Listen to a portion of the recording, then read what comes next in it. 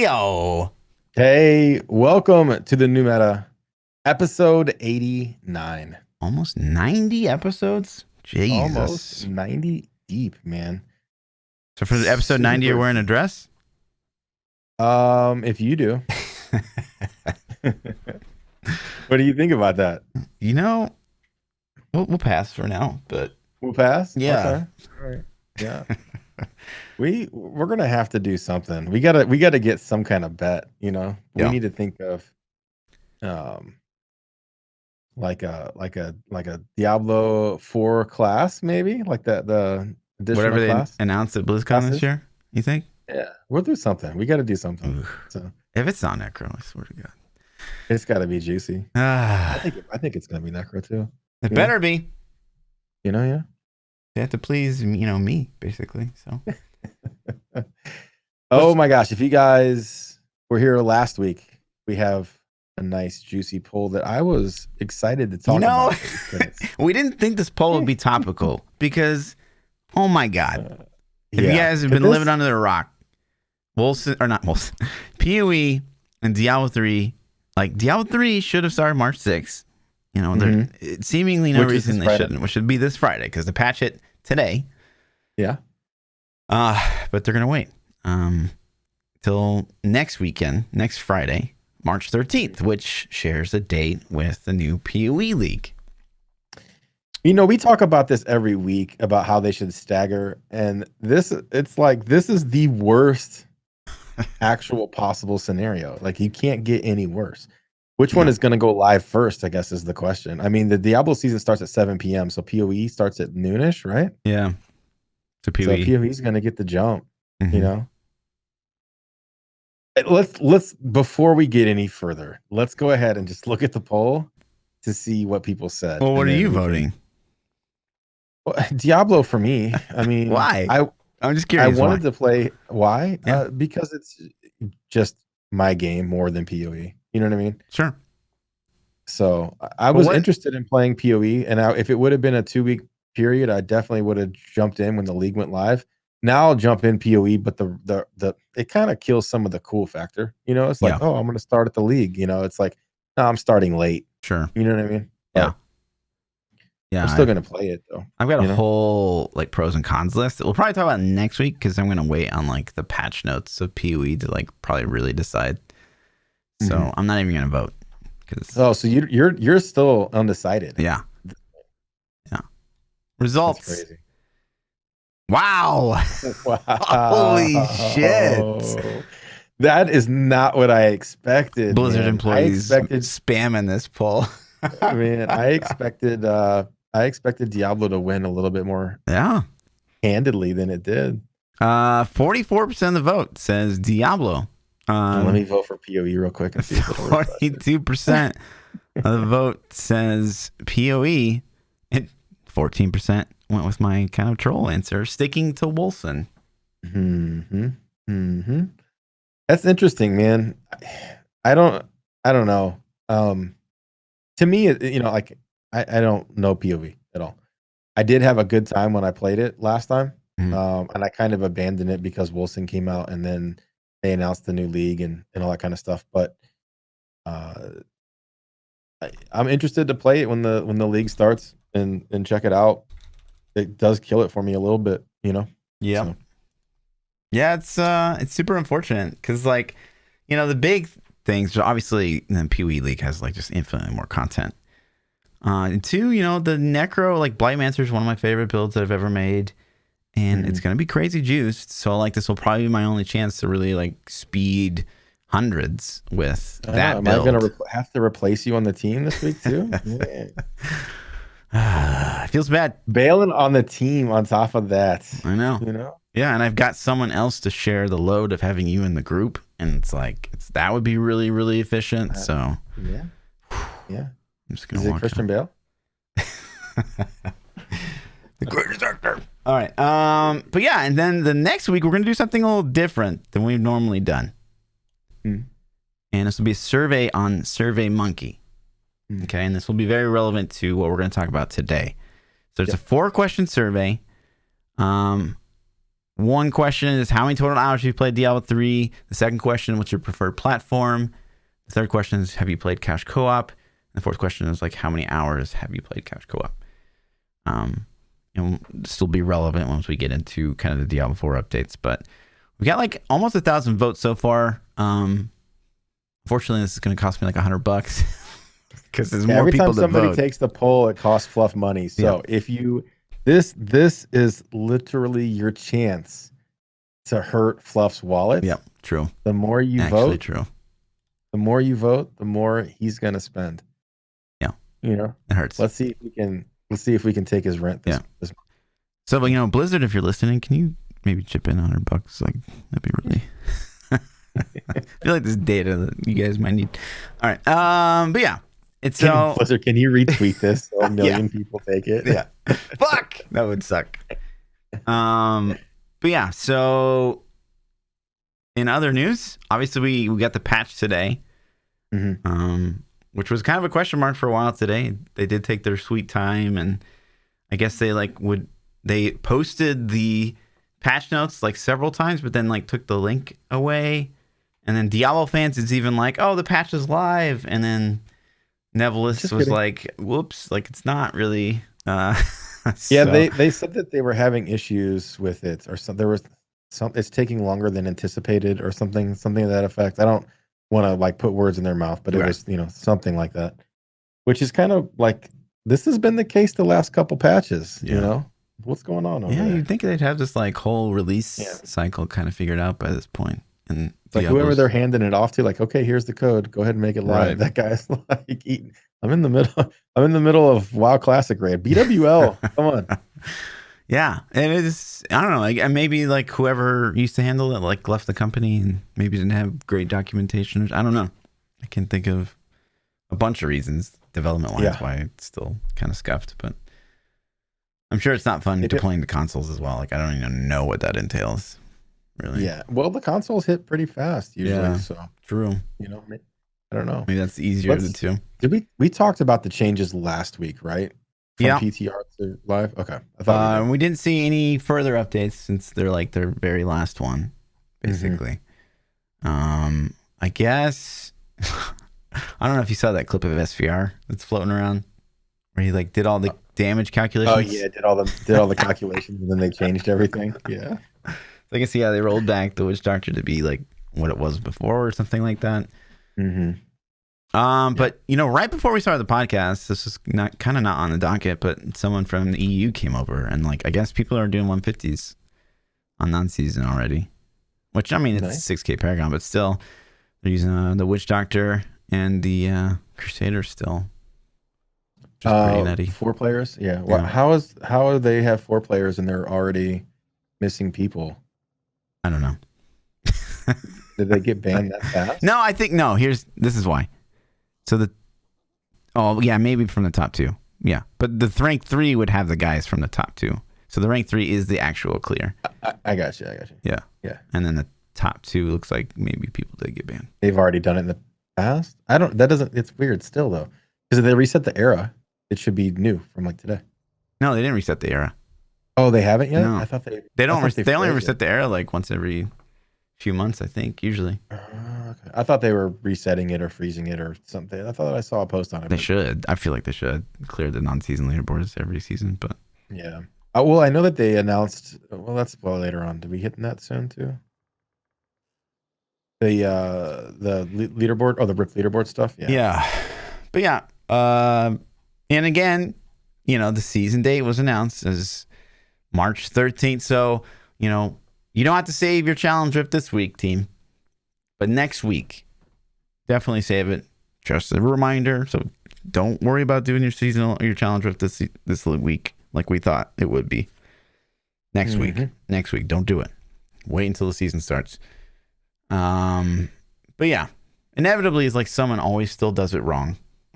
Like with the season start, like someone's like, I did my challenge rift, but I don't get the thing. But they accidentally did it while they're on their non-season, and right, it sucks. Yeah, feels bad. It does suck. Save that bad boy. Save it. And then there's a bunch of leveling guides. Do you still have leveling guides up for Necro? I know you made some in the past. They're still the last season was the first season I haven't. and so I probably will this season because the cube is a pretty big deal for Necro. Yeah. But I have a whole couple weeks now. I thought I would hurry only up have and this make week. that one so I know how to level my character. Yeah, I mean, whew.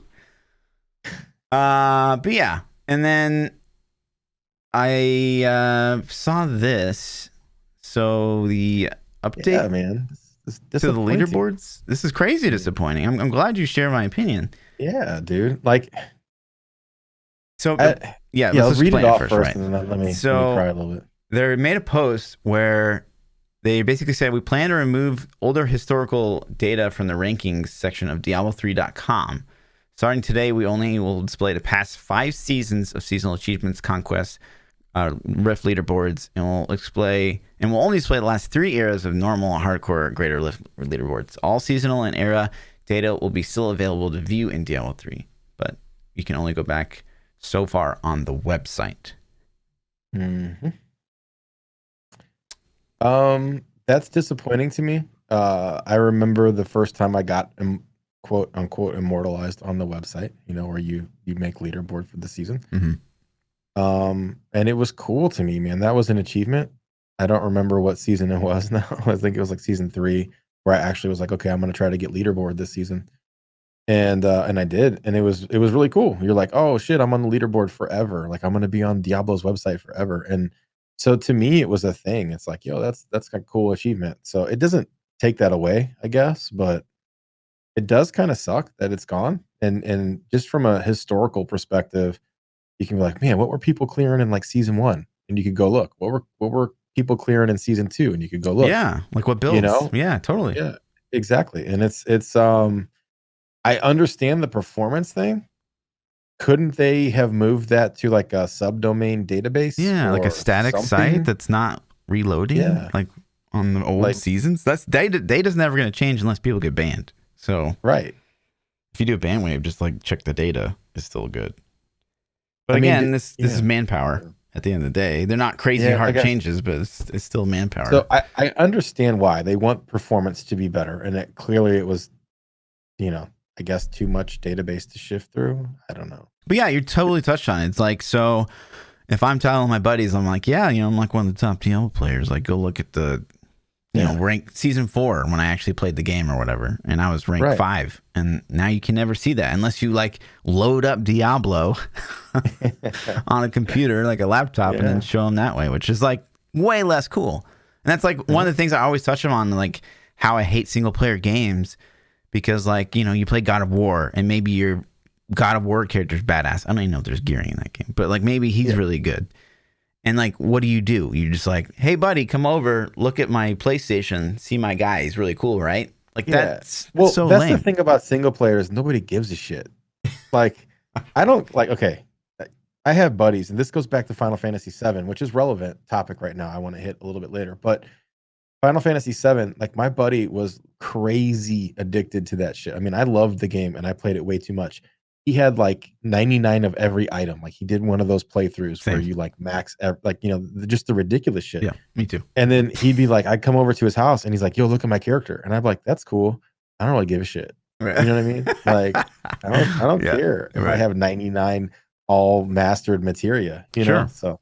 But that was the only way like you could be competitive back in the day. You would just like talk about it, like word of mouth, and then it would be like, okay, prove it. So you just like load up the game or something, right? Load up the save file. Like, bitch, you copied that. True. But that's the thing. But with multiplayer games, it's just different. I don't know what it is, but it's just a different thing where you can stand. Some of it's just standing around. And this goes back to, I think they should have rewards, man. If you make leaderboard in a season, you should get wings, portrait frame, something. That way, when you group with people, they see like, dude, where'd you get that portrait frame? Oh, that's like, top 50, top 10, rank 1 season. You know what I mean? Yeah. It's interesting you mentioned that though, because a little sub rip leaderboard. Okay. Apparently there's a person, Dark Petadord, is playing. I guess his uptime's been like 47 minutes of downtime per day. And 47 minutes. He streams. He's still rank 1 on the boards, and nothing's happening. Which to me seems crazy. For one, like you banned Eggman. So like, just be consistent. And two, like what you just said. So imagine they did give like wings, and then like all the wings go to botters because they don't patrol the boards enough. Like that, I feel like people would rage even harder than they already do about bots. Oh yeah, 100%. So if they did give out rewards for ladder, you'd have to clean it up. You'd have to, because people would bot even harder. Like the people, like right now, there's no reason to bot other than just to do it. I don't even know why you risk your account. Yeah. Like I don't even know. Like, what are you gonna flex? Like people even know you bot now. Right. It's like, so it's not like you can even fake. Like this dude, I play legit. Yeah, you sleep 47 minutes a day, dude. Like, get the fuck out of here. Right. You know what I mean? Like, people can say whatever they want. I don't give a shit. There's no way I believe anybody sleeping. You're playing an 8-year-old game. Yeah, you 47 even if you were like minutes of sleeping downtime. like 5 hours a day, I'd still could be like, dude, no. But they'd have to clean it up, man. They got to get the anti-cheat fixed. They got to, and man, I feel a little jebaited at the posts about like botters. We got some stuff coming for. What was the? I don't remember. Do you remember their time is coming? Their time is coming. Yeah, and it's like, I hope it's soon. Like, come on, man. Like, set their me up. Their time is coming. Those like 5 people that we banned. Woohoo! Yeah. But whoever's developing the anti-cheat, maybe they were told one thing and it just didn't pan out. Like, oh, we got this stuff that's going to catch all the people, and then it didn't catch all the people. Like, cause I mean, I can't even tell you when that ban wave happened, like semi close to that, I had people come in my chat and were like, yeah, they didn't get me. Like, they were straight up bragging about it. Yeah. I'm just like, what? Like, what do you say? I don't even get mad anymore. I'm just like, okay, cool. But I think that like Blizzard thinks that, I mean, at least I hope that's in their mentality with Diablo 4, but like, you're never ever going to be able to write a system that's going to beat the people that are trying to exploit the system. Like, you're going to have to dedicate actual people. Forever. Yeah. Right. You're going to have to dedicate actual people to patrol and like actually take care of things. Like, you're not going to be able to just like write a program that does it all. And you're going to, or if you do, you're going to have to like constantly work on the thing. Yeah, and it's going to get false positives too. That's the thing, is false positives. So you're going to have people either way. So yeah, you gotta look at things, and that's cool, man. They don't have the staff for it, I suppose. Sure. So I get it. I'd rather see them be a little strict than as lenient as they are, though. Right. Like, let's go ahead and just make an assumption that if you're playing 47 minutes of downtime a day for months, that you're a cheater. Right. You know what I mean? Like, hey, go ahead and just smack that dude on the booty, and then when if he comes back with a legitimate reason, like that he can verify, then maybe we'll unban him. I don't know, man. So and they go through these droughts. I think that's probably the worst part. Is like there's no consistency to any of the ban waves. So like they go through these droughts, and then people are like, oh, I guess they're not banning anymore. So. And then the people that keep slipping through the cracks are like probably encouraging other people to do it, being like, "Oh yeah, they don't even care." Like I've been doing it since season 4 or something. I've used Turbo HUD every season since season 1. And it's like they don't ban you for that, right? And so that sucks. This is a thing that's concerning for Diablo 4. Like this has me concerned for not just Diablo 3, but Diablo 4, and then other games that I play. Like Destiny just finally announced a new end game PvP pinnacle activity for next season. They're bringing back trials from Destiny 1, which was a huge thing. And my thought process is, dude, they just made this game free to play. You're going to have so many people making new accounts and cheating on it, and they haven't announced any anti-cheat, and cheating is already rampant in that game. So it's like in Diablo. So this is just all funnels me towards my Diablo 4 vision. And it's like, I don't know. Overwatch seems to have good anti-cheat to me. When I play Overwatch, I don't genuinely think, oh, this dude's hacking, this dude's cheating. It seems to me like it's a fair game. If I get shot, I'm like, oh, he had better position, or he has got better skill. And it's one of the few games. So I hope that like their Overwatch anti-cheat team and the Diablo 4 team, like they get together and they're like, what are you guys doing? How are you detecting? How are you doing it? Right. So, but I'd be interested if any of the viewers play Overwatch. Like, how do you feel about their anti-cheat or any Blizzard game aside from Diablo? Obviously, like Hearthstone. Maybe it's free to play. Do people cheat in Hearthstone? I guess you could bot it. I don't know what the advantage would be. I think they do just to get like the rewards faster or something. I don't know. I don't know. Bot and lose to yourself or something. I don't know if you could do that.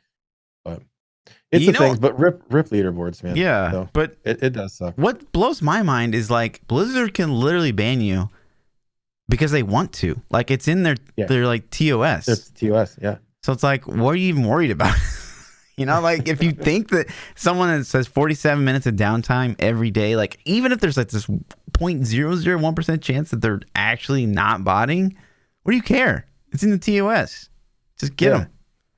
Anyway. Like I banned you for your own safety. Like you need to fucking sleep, man. Like if you're, you know, true. It's for your own health. Yeah, it's for your own safety. Like you can't, you can't do that. Yeah, you know, like stop it. We just saved a life today by banning. By like banning you're people. saving a life. That's funny. Take the high road, I don't know, man. It's insane. I do hope that. We brought that up at BlizzCon.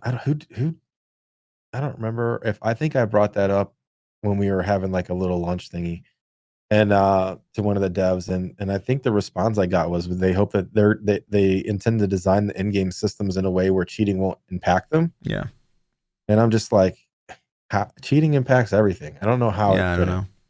You know, unless there's no competitiveness. Yeah. So, which is a possibility. How do you feel as a POE player?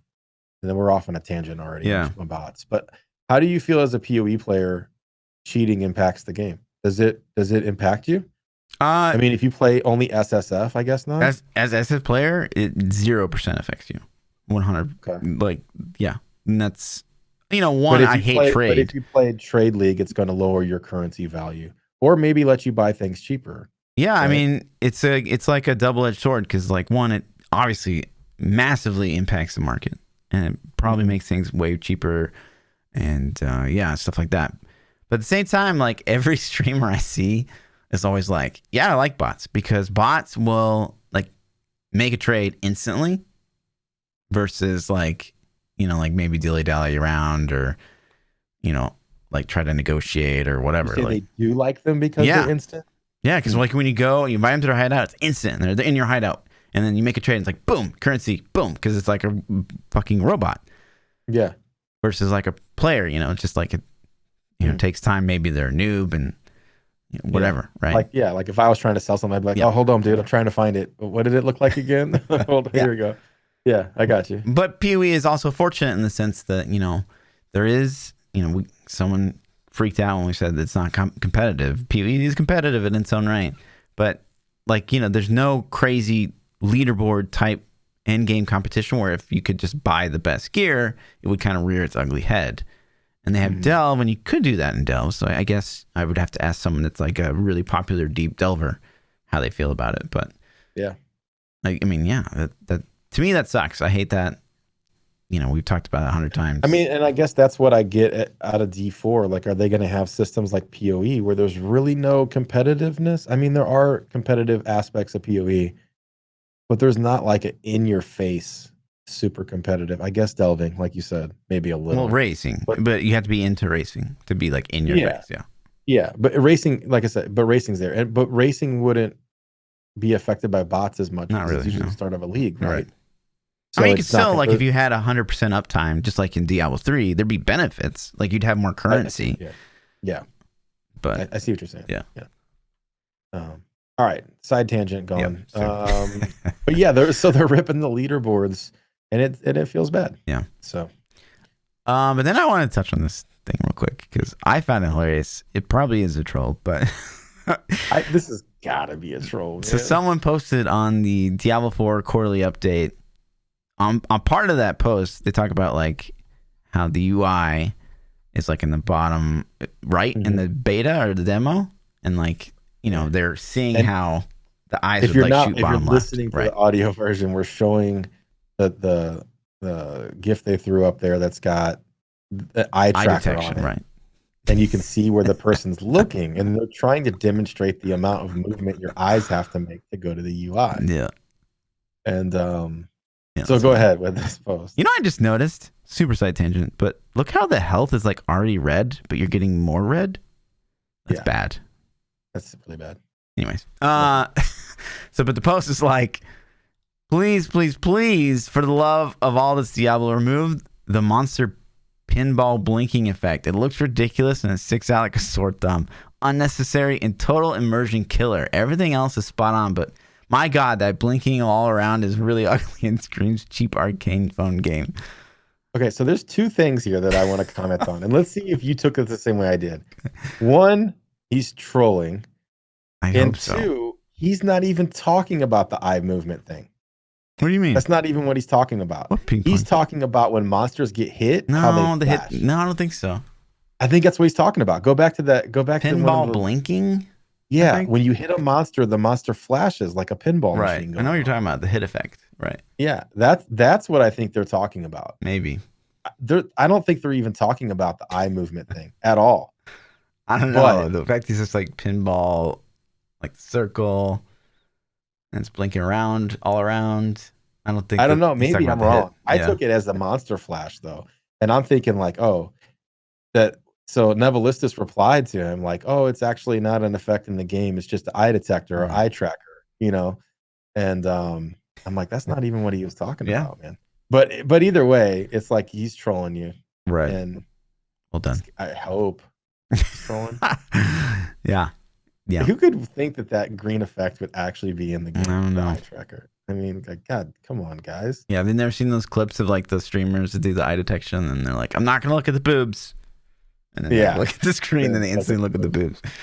All right. But yeah. And then you had something on the schedule. Yeah. So they're putting in the Kanai's Cube events. And we've talked about this, I'm sure, maybe 2 times now. Probably. But Kevin Kanai Griffith was an artist. He did work on World of Warcraft, Diablo 3, Reaper of Souls. And unfortunately, he lost his battle to cancer. So Blizzard tributed him with his own little event in Diablo 3. That usually starts every March. You can go check it out now. I think it's going to be live with this update, although I can't promise, but it usually goes live the first patch in March. And if you go north of the Kanai, where you get your Kanai Cube in Ruins of Sescheron, you can find the Easter egg and get some transmogs, and they actually are usable in this season. So when this season starts, you can go up there and get them and have unique transmogs for the season. And get to see a little Easter eggage. Right on. If you don't know about it, you can check it out. Cool. Yep. But yeah, to the juice. Mm-hmm. The Diablo 4 February 30th. We were just talking about this last week. It was like, we should have one. This right after the pod. I'm telling you, we just got to switch the podcast to Thursday. No, right? So yeah, pretty juicy stuff here. I think that one, regardless of how you take all this, and we'll get into all that in a second. It is cool, right? Like I don't want to seem, regardless of what my opinion is, I don't want to seem like it's not appreciated, because it is. I love any kind of news they throw my way. I think people wanted different kinds of news, but that's another subject. But it's still cool, right? Like they're finally talking to us. I agree. It's cool to get news. It's things we didn't know. They're trying to be open and like give us feedback and give us cool treats, so to say. This is not what I was hoping for at all. The UI stuff is okay. Like, hang on. We'll break it apart, because I haven't heard your opinion about it. Okay. So first, we'll just talk about the art thing, because this seems to be the way less controversial of the post. What art thing? The cannibals, the monster family design. Did you watch that? Yeah. I think here's the thing: people are fucking freaking out. This is going over people's heads. People are freaking out. It's like about this video. Like, and if you go like look at the actual video, it's like got a ton of downvotes, and it's like, what the fuck is happening right now? People don't even know that this is just like to show off art. It's not even a thing. It's a 3D in-game model viewer, is what it is. Yeah. Like, so why are people freaking out? A 3D model viewer, and they're giving you a pan around of the model. Yeah. Like, it's just to show off art. This in-game look. I personally didn't care much for this section, and it sounds really mean. I don't care about it. Like, I'm just like, okay, cool. There's new monsters. All right, cool. But that's not what I'm really into. Like, I know the monsters are going to look cool. I know that there's going to be things to kill. And in all honesty, after we kill them a bunch of times, I don't really care how much detail they have in their helmet, because I'm chopping their head off anyways. So it's cool. Like I was joking earlier. I did watch it and read the stuff. But I don't know. I think you could frequently post like art updates because I feel like they're always going to be received very well. And then like the big juicy like actual gameplay and skills and whatever actual you know what systems. I noticed about this though is how choppy it was. Did you notice how choppy it is as it slides around and scrolls through? Sure. I'm just so I catch that on every. I'm just like, Yeah. no, clean that shit up. Right. So, but no, it is cool. It's a cool, take on the models. They look very dark. It looks way darker than Diablo 3. Oh yeah. Like I mean, it's really clear that their design choice has gone back to the okay, you wanted darker, here you go. You got it. These guys have big menacing weapons. They look like they're gonna, hurt you a lot. Yeah. So, but yeah, there's like, I don't know. There's people on the internet that are like, lol, like, is this supposed to be gameplay? Or like, it just completely went over their head. And like, I mean, there's obviously, we talked about it last week, there's like a culture out there of it's, it's in your best interest fiscally to just shit on something in a video. And it gets more people views. Are saying that it was advertised as a trailer.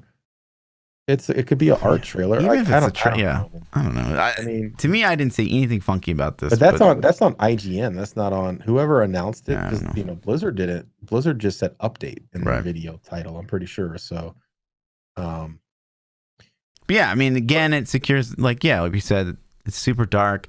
Again, I don't think that anyone thinks that Diablo 4 like graphically and engine wise. I haven't met a lot of people that think that it looks bad. I think people said they don't like the on hit flicker effect, but other than that, that's like the only negative thing I've heard about the look, even from Mr. Llama, who like could find a flaw in anything, I'm sure. Yeah, I think I jokingly give him a lot of shit about the art update. It's just because it's not what you want. In my pecking order of things I want information on. The art direction is lower down the list. Like I'm super interested in loot. And I'm super interested in gameplay mechanics, in-game activities. Sure, but again, I still think if they come out with like one of these all the time, like it's just good. It's just good PR because no one's gonna be like, "Oh no, your art's stupid." So like obviously we want the juicy stuff. Like that's what we all really, really want. Yeah, it's like hardcore fanboys. Release these like in between the big updates. Exactly. Yeah, I'm down with that 100%. But when my big update comes out and half of it is this, right? I'm like, fuck. Sure. I'm like, this isn't what I want. Like it's cool, but this isn't what I want. Yeah. Now some of this other stuff was pretty cool, like to see how they like swing their sword and stuff like that. I did think that was cool, and I hope that they, to me, it made me think of, okay, so if you look at Diablo 3 and there's like spear throwers and there's like Lakuni prowlers, like those aren't necessarily bad by design, but I hope they like really consider how they play, because like later on in Diablo, like tongue lashers, like they look cool, they're seemingly like what a cool effect to like kind of lash and like stick to your target and like pull at you. But are they going to think about like how are these going to scale, right? Like you get a bunch of tongue lashers high on, it's just like an instant fucking one shot, and their sniping mechanics they're unavoidable, right? Yeah, so like I'm totally with you, and that's kind of like where we heard the feedback that they're going to have an off-screen, turret, right? Arrow launching turret guy shoot you, and you're just like, what? This never worked. Fuck no, in any game, right? Absolutely not. Like, why? Off-screen mechanics are ridiculous. Yeah, so really dumb. Yeah. But yeah, but then everyone's like, I guess they're gonna have a warning shot, but still, it's really stupid. Like, why? Why even do it? Like, you're just so they're gonna shoot at you and miss every time. Like, why? Then why even shoot at you? Why even have it? It just doesn't make sense. Especially for Blizzard, like who designs games like traditionally more casually, like especially with everything else we're seeing from them, it seems like they're kind of gearing towards the casual. You think a casual player is gonna like see the warning shot and like register that in their head and be able to like micromanage the mobs plus like a warning shot? No, they're gonna get fucking killed and they're gonna be like, what killed me? I don't understand.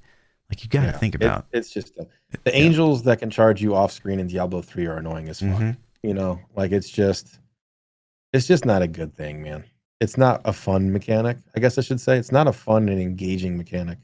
making you have to make decisions on, do I go kill this, ballista shooting me off screen, or do I kill this melee that's chasing me, is the design decision they said that they wanted. Like, you can recreate that in ways where you don't have something hitting you off screen. But that's again, side tangent. But the other part of this was the UI. They talked about UI. And I was interested in this. Sure. I think I said when we played it at BlizzCon that this was designed with console in mind. Totally. I think like you and I had that conversation. Yeah. I'm like, this is going to be controller. This UI looks like it's designed for console straight out of the gate, et cetera, et cetera. So they changed the inventory to have all equal spaces. Yeah. Which I'm still like, I'm in the middle. I don't know. It seems like a lot of people like inventory treacherous. And so like having a ring be the same size as like a chest or a two-hander, like I get it. I get why they don't like it. Immersion, whatever. But I also don't really care at the end of the day. Yeah, I don't really care at the end of the day. It doesn't matter to me. Like, What was weird to me about this, I'm curious your opinion, is like, I guess people complain about the item icons at BlizzCon. Why? I don't know. Yes, that's immediately. I was like, what? Why? I didn't even look at the icons at BlizzCon. Yes. Like, I didn't care. Like, I'm playing the game. Yeah. I'm feeling the mechanics. I'm feeling the gameplay. I'm feeling like, worst last thing on my mind is like, man, that ring icon looks like shit. Right. Like, no, I don't care about that. Right. You're looking at stats and you're looking at like, ooh, is this a legendary? Or like, what's the color on this thing? You're not looking at like, ooh, I don't like how it's got fur around the shoulder. Look how my dude just jumped off that cliff to go down the hill. Like, that's what I'm paying attention to. That's cool to me. I'm glad somebody did, I guess, because maybe they were really shitty. I don't remember. I don't remember either. But having the items represent their in-game appearance, that's fine. I think that's what we do in Diablo 3. Like, we can recognize every piece of loot based on the icon that it has. Yeah. So before we even ID it, right. We know what it is. Sure. How do you feel about the ID system? Do you like having to ID a loot when you pick it up? It's just waste. I mean, you can do it right there on the fly. So it's not like it's it is kind of an extra step. I really hate it in POE. And it's already preloaded. Like, it's already, the stats on the item are already dropped before you ID it. It's not like that random happens when you ID it. Yeah. It's already on there. Yeah. It is annoying, like, the further you go. I guess, I don't know. There's some excitement of like, ooh, I can't wait until like this map or this rift is done, and so I can see this crazy thing that I saw drop. But at the same time, if you can see the stats on the ground, you can like, I don't have to pick this up. Yes, exactly. But then you don't want to really be stopping your progress and like flying around the map and killing stuff and having fun to like do inventory management while you're having fun. Like, you kind of want to go back to town and do that. Yeah. So I don't know. I'm with you. There are pros and cons to both things. Yeah. So that's kind of one of the things that I'm kind of torn on a little bit, is like, do I want to have to go to town and ID everything? Mm-hmm. Or do I want to just be able to see it and like not even pick it up off the ground if it's garbage? But then, like you're saying, man, then you're sitting there hovering over every single item and you're like, oh man, it's going to slow. I think being able to see the roll on the ground would slow your gameplay down a lot. Yeah. And my experience with that is Wilson. So Wilson, everything's ID'd. And to stay efficient, and this might be the perfect example, right? To stay efficient, instead of like looking at all the things, I would pick up yellows until my inventory was full. Mm-hmm. And then I would never pick up anything until the very last chest. And then I would be like, okay, what can I swap out here? Because I'm done. But like, otherwise, you get so much loot that you'd be sitting there like every 5 seconds being like, oh, I should drop this and pick up this. I should drop this and pick up this. And it does. I mean, it's just bad. So I don't know, man. I don't know what the right play is, because it's almost like you want to slow the loot vomit down. Yeah. Make items better. Yeah. And make the loot drop less. Yeah. I don't know, man. But then you're not getting, then you can have sessions where you don't get anything for a long time. Right. There's loot. Loot is such a pain in the ass. Every game I play and like has loot to it, and loot management is always shitty. No matter what game I play, it always sucks because there's no efficient way to manage the loot vomit that all the games throw at you Right. in game without literally just taking hours of your life and sitting there and IDing a piece and being like, is this better? Kind of, maybe not. Well, it's slightly, but not worth it because it's too much time. Right. You know, just going through that process a million times. Right. And it's like, this is the kind of stuff I want to see Blizzard like really rethink the wheel on, instead of something like this where we have the character screen. It's not like Diablo 2, it's not like Diablo 3, it's not like Path of Exile, it's not like basically every ARPG on the market. Instead, they've plopped your big fat character in the center. Like World of Warcraft, I think, does this, right? Yeah. And I don't care. People are upset about the character being on the screen. I don't like it. I really don't like it. I don't care. I don't care. It shrinks the items. You can see your transmog is why. Yeah, but your character's literally right fucking next to your inventory. Yeah, but it's not as big. It's not as you can zoom in. Like, I don't know, man. Like, have a separate screen for how your character looks. Okay, so I saw some mock-ups. I saw a bunch of different mock-ups that people made of this screen. Yep. Removing the character. And like, so your inventory pieces are bigger. Yep. Okay. But you know what the pieces are. You know what the slots are. After like an hour in the game, you know what the slots are. So does that matter? Yeah, You're but it's also over them to see the stats. No, because it's also like, like make sure I get this clicked perfectly, you know, because my icon's so fucking tiny. Like, we're gonna right click swap this out. Anyway, right? It just doesn't make sense. What about rings? You know, shift click. It just shift click. Yeah. No, it doesn't work. It doesn't work, in my opinion. I don't care. I think it lets you see your transmog at the same time. But if they removed it, I don't care either. Like I'm indifferent on the thing. But I did see a lot of hate towards having your character on the inventory screen.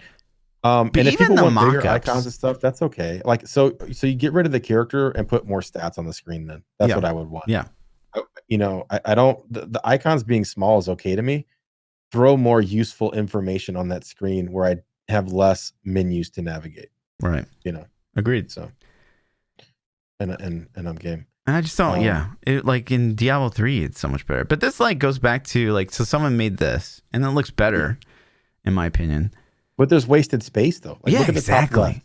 The top left. There's so much wasted space there. Like, no, I don't like this. I mean, you know why there's wasted space? It's because we have less inventory. So bring back shoulders and bracers, fixed. So shoulder goes here, bracer goes here. Why not? Why not? Why not more items? Why less items in Diablo 3? Well, the number of items don't matter. Yes, it does. I mean, I guess it's going to give you more combinations to play with. Exactly. You know, but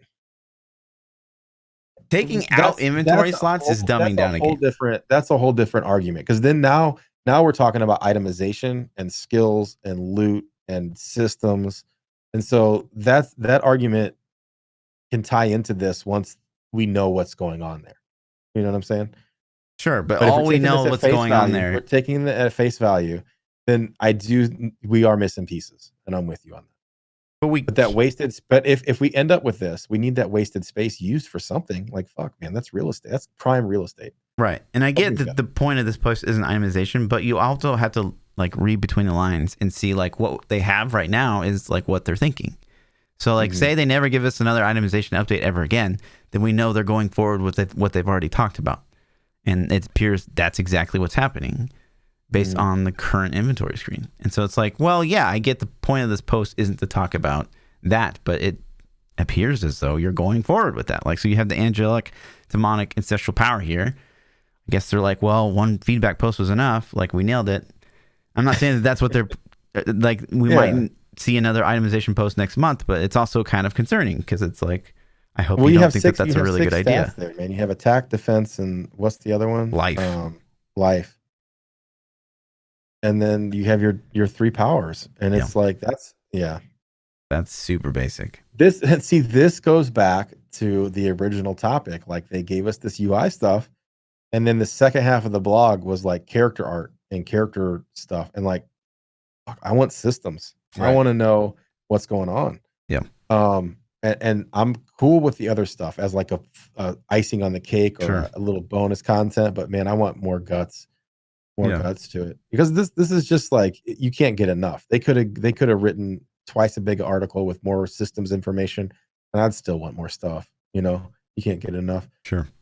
So sure, if you guys want to kill the character, I'm down. If you kill the character off the tab and Right. make stuff a little bigger and put more stats on the screen, assuming we have more stats. God, I hope we have more stats. Yeah, there's got to be something else there. Yeah. You know. Yeah. So, but as far as the inventory having different size slots, I don't care, man. I don't care. It also seems weird to jump topics. So like we were talking about itemization, and then we got the second thing that was like, okay, you guys didn't like that clearly. Here's what we're thinking. And then like there were some people that gave like, wow, this is inspired and this is amazing, and there's plenty of that feedback. But I feel like the overall feedback was like, okay, that's a step in the right direction, but still not enough. And so then now to like completely jump topics and go to something else, and I get that I don't want to just talk about one thing, but it kind of also sends a message of like, yeah, we got that now. Like itemizations is good. Yeah, I hope that they take all that feedback they got, they keep spinning on that idea, come back with whatever they think sounds good, and then throw that back at us again and let us be like, wait a minute, you nailed it, or like, no, you totally didn't hear what we were saying, you know? Right. So I sometimes don't think that we know what's best for us too, though. Like I know a lot of us are like, oh, I know I got the right stuff. There have been things in games. I'm trying to think of an example, man. I'm gonna make a mental note of this and write it down for the future. So this week I can think of all the times in games where I'm like, I really think I want this feature, and then they give you that feature, and you're like, man, this kind of sucks. Yeah. You know, like I guess I didn't know best. You know. But you know, historically, if you look at least Diablo 3, what they've thought would be great, right? But we're guilty of it too. But the only thing I can think of is COE. So COE is like the community made that item. Now, granted, COE is still very much part of the game, and whether you like it or hate it, it is like still it's used. A good item. It is a good item. Go away, right? And so you know, people would be like, "Well, that's your point. That proves that the community doesn't know." But you know, there's way worse things in Diablo that currently Chat just told me that seasons. Like I thought seasons was the dumbest idea ever. Yeah. Until I played it, and I'm like, I'm wrong. You're right. This is cool. You know. Yeah. But we knew that would work probably from ladder, resets and Diablo. Like that's not new to Diablo 3. So I guess what I'm trying to say is I don't want to shit on their ideas before I've actually got to really experience them or wrap my head around them, but I do hope that we get more feedback on systems, right? Before we just get this I personally don't like the angelic demonic system. My personal opinion when I read it was, oh my god, no. And I still have read a million and watched videos on people that are like, this is so amazing, and I'm like, I disagree with like all of your points. Yep. I don't like the system. I think it's shitty. Debating. It's debating. Like that PowerPoint. It's like you still have 2 stats on an item at the end of the day. If you get lucky enough to get angelic, demonic, ancestral, whatever your guy's quote gearing towards, then okay, you get 4 stats on an item. But like it's not. It's just. It's so simple. It's so simple that it's like, ugh. I just hope that they need to go back to the drawing board, please. Please. I don't think they are. I think we're going to get some form of that. I think that there are too many people out there that were like, "Oh, this is amazing." Inspired. Anyways, but some of the other stuff. So, like whether or not you like the skill bar in the bottom left or versus bottom I got middle. Something to say about this too. All right, the skill bar on the left they say is designed for console. Okay. And then they go in and they show a picture of like the distance from your eyes to move on TV versus a PC monitor where you're sitting close, sitting far away. And like how Switch and PlayStation and Xbox all have the UI on the left, and then on PC it's in the middle. It's a shorter distance to go to down regardless of where you're sitting. I don't care if you're sitting 50 feet away or you're sitting 3 inches away. It's still a shorter distance to go to the middle down than it is to the left. And to even more reiterate on that point, I play console on a PC monitor at the exact same distance as I play my PC. And a lot of people do that. A lot of people have their gaming set up on a monitor. Sure. Where they can play. Like not just because you're on a console doesn't mean. And Switch, even like I don't even know if this is coming to Switch. I'd assume it is. Switch is even portable, where you're going to hold it close to you that way too.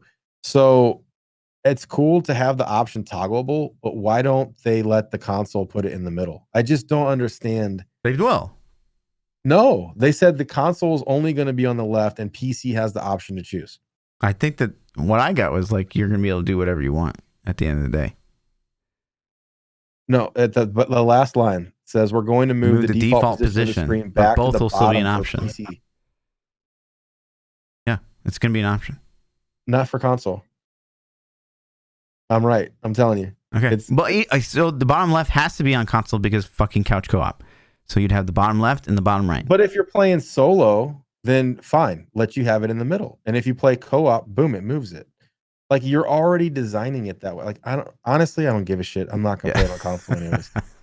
But I'm just saying, logically, like look, they even put a graphic in there. Like scroll down just a hair, and you can see like it's the same fucking distance, whether that monitor is close or far away. It's still closer and shorter distance to throw straight down than it is to go down to the left. That's all I'm saying. Sure. Like I don't even understand what they're trying to demonstrate there. Like I guess like I get it, but it's like why, dudes? So it just irks me a little bit. Sure. But the rest of the UI is designed for a controller, and I can see what they're doing. You can mouse click things, or you can just use the arrow keys on a controller to like go up, down, left, and move to the slots you want. It's cool that stuff will look the same because that is a huge, as a streamer, that's a huge drawback when you're playing on PC and people are like, "Oh, I'm playing on console." Like this looks so much different, and they don't really even understand what's going on. Or if I get on a console, I'm like, dude, what is this wheel of inventory? You know? So honestly, this section supporting controllers on PC, like, okay, cool.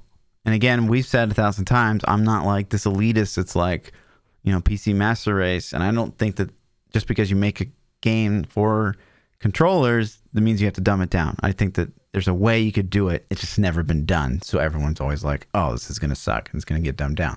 Now, when I read this, I think, yeah, it's going to suck. It's getting dumbed down 100%. And it depresses me because they go on to talk about couch co-op.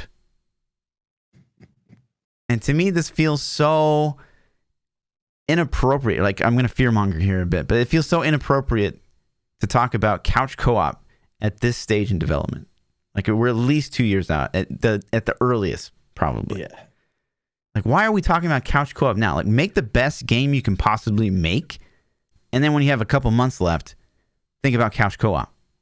Why are you thinking couch co-op first, and then like basically putting a design restraint on yourself? Clearly, now, console sales and console players are a lot more than we give credit to. Right, but listen to that as well. And we get the argument a lot, and I get that, right? So let's say the reason they're making this decision is because, oh, we sold a ton of console copies of the game. But we already know that just selling copies of the game is not their strategy in Diablo 4. What is your data? What data do you have that says console players are going to spend more money on microtransactions than PC players? So we need to like gear for them starting out of the gate. Like, what data do they possibly have other than like what, Overwatch? But that's not the same crowd. Overwatch is on consoles, and it does have the microtransactions, and they might pull data from that.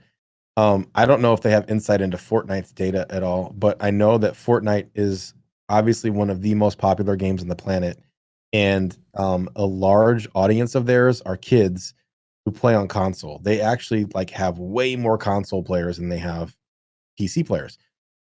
But to me, those are the only metrics that I am aware of that make me think, okay, I get why they're really going hard on console. They want like Fortnite is seamless. Whether you're playing on PC or console, you get the same experience. It looks the same. PC has better controls, like clearly, but console looks the same. It feels the same. If you come and you sit down next to somebody on the couch playing on a console, you know what's going on and you understand everything they're doing because it looks the exact same as PC. And I think that's what they're going for with D4, and that's cool, and I respect that. I don't know the couch co-op numbers. Maybe if they like threw a metric that says, "Hey, we had 3 million console, copies sold, and of those 3 million, 1.5 million did couch co-op." Or like, more than that's a lot. Like 50 hours. It would have to be some crazy number. But to me, it's like everybody I know, and myself included, who plays games with the kids, I don't play couch co-op. I'm like, here's your copy, here's my copy. Let's network and play on our own screen. I don't want somebody clunking clogging up up my half screen. my screen. Yeah. Like I'll like here you got your PlayStation. Like most people I know will set 2 TVs up next to each other in the same room and just have their own consoles going, you know? Like when you had LAN parties back in the day. Right. Because couch co-op is an old mindset. It's like an old school thing to me. It feels like, I'm going back to N64 GoldenEye days, or I'm going back to like Mario Kart or something like that. Gauntlet Legends. That's what I would akin it to. Yeah.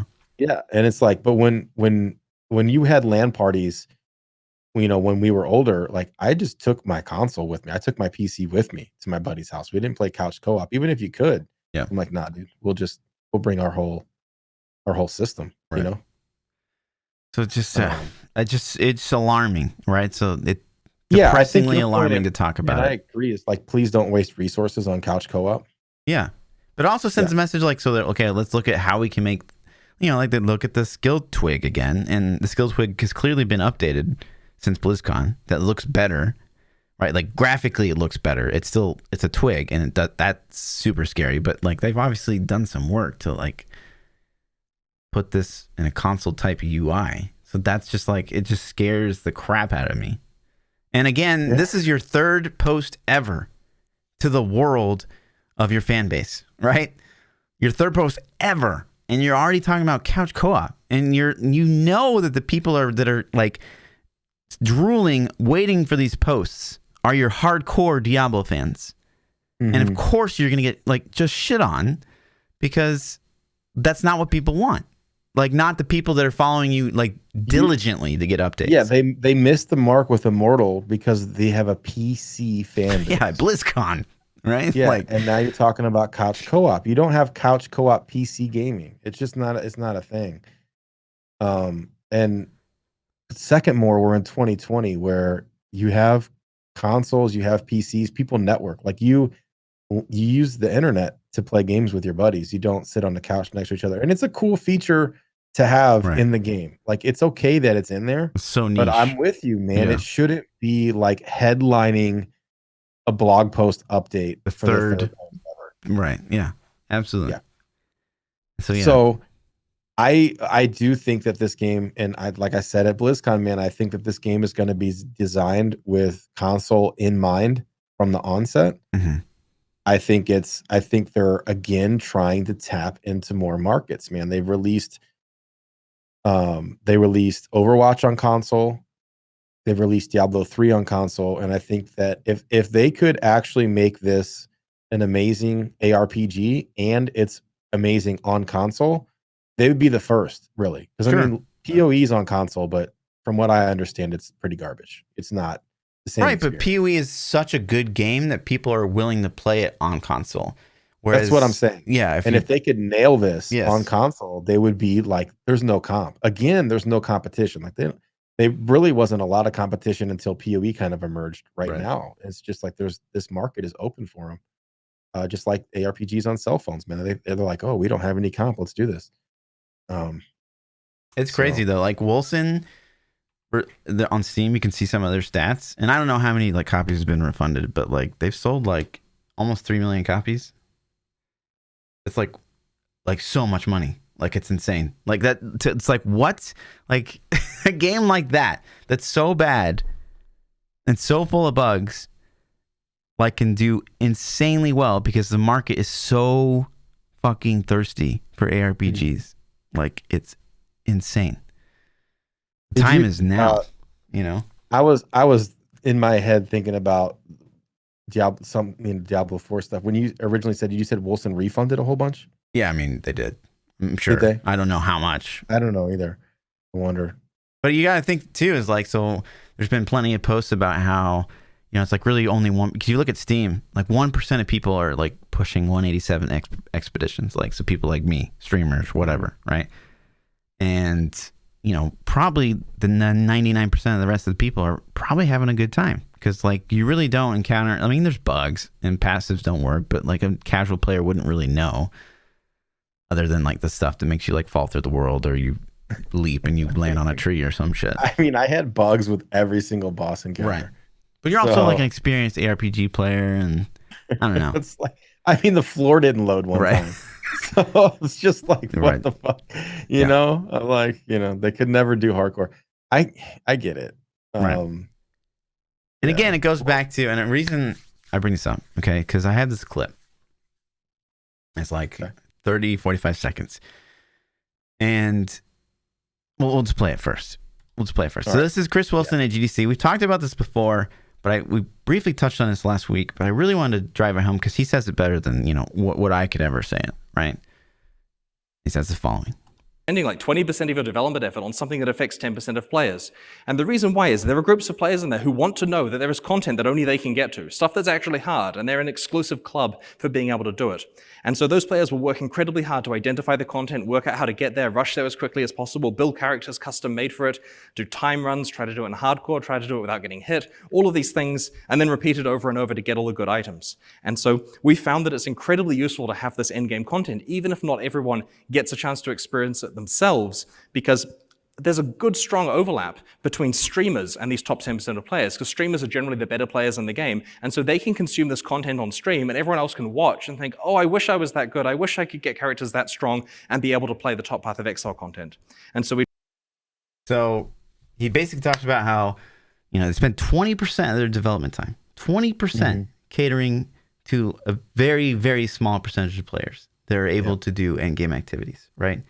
And to see the flip side of the coin, again, we hear, you know, at BlizzCon, we were literally in the room when the guy was like, yeah, leaderboards only is like 1% of players. So like there's really no point in us doing content for those players. But like, you know, Chris Wilson is sitting here, the head honcho of like a very successful ARPG, and he's saying there's inherent value in having these things in the game because streamers, streamers play them that people can't get. They consume that content, and like, oh my god, like everything that we say week after week, it's not because we're fucking like just entitled streamers. We're saying it because like, well, you are an entitled streamer. Well, yeah, sure, okay. There is some truth to it.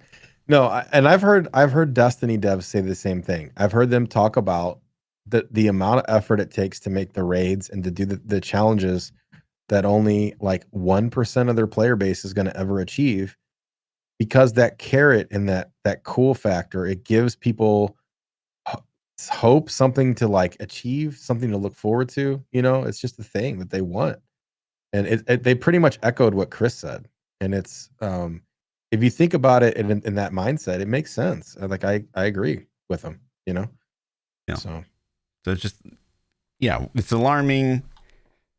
Nonetheless, that's basically my review of the whole post. There's not really much else there. I thought the post was really cool. They do want feedback, right? Really negative. And What would you ask for? Like, so the next one, right? So they want our feedback is what we want to see next. What does ThaPChild want to see next from Diablo 4? It sucks because that's kind of what the first post was about, but I want to see systems. I want to see itemization. I want to see itemization and systems.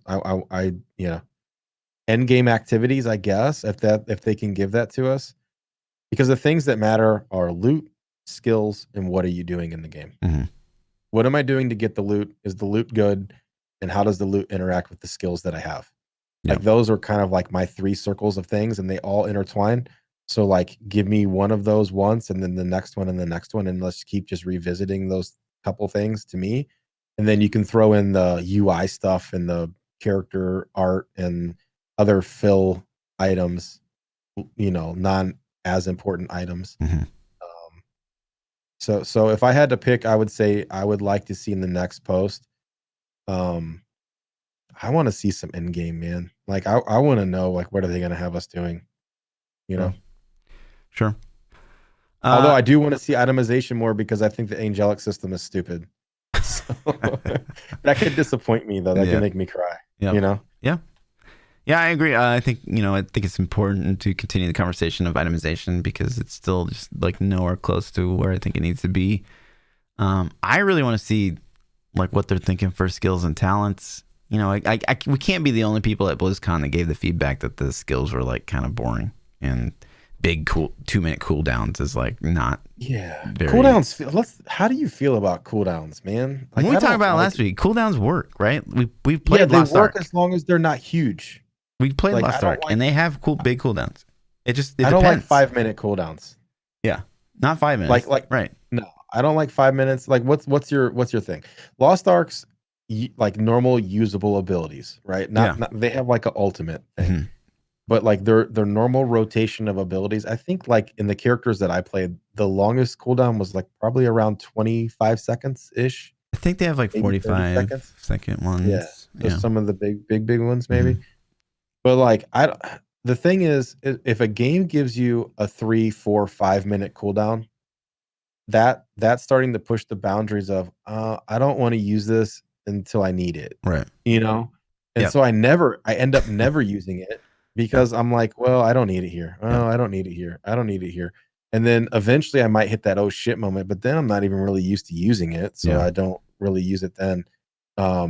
I think like a minute to 2 minutes is like my upper limit. Like if it's more than 2 minutes, I think that's just takes away. Yeah. Unless it's like a ridiculous ultimate ability right. Yeah. transforming like style deal. But if it's here's I agree. If it's over 1 minute, then it's like an ultimate ability, and it needs to like go off the rest of your skills. Like it shouldn't be part of your 4. If you only have 4 fucking skills, which Diablo 3 you or can't Diablo have 4 one of them does, on cooldown for 2 yeah, minutes. you can have one on cooldown for 4 minutes. And to further prove that, like Diablo 4 demo had Wrath of the Berserker. It's 2-minute cooldown and only lasted like 10 fucking seconds.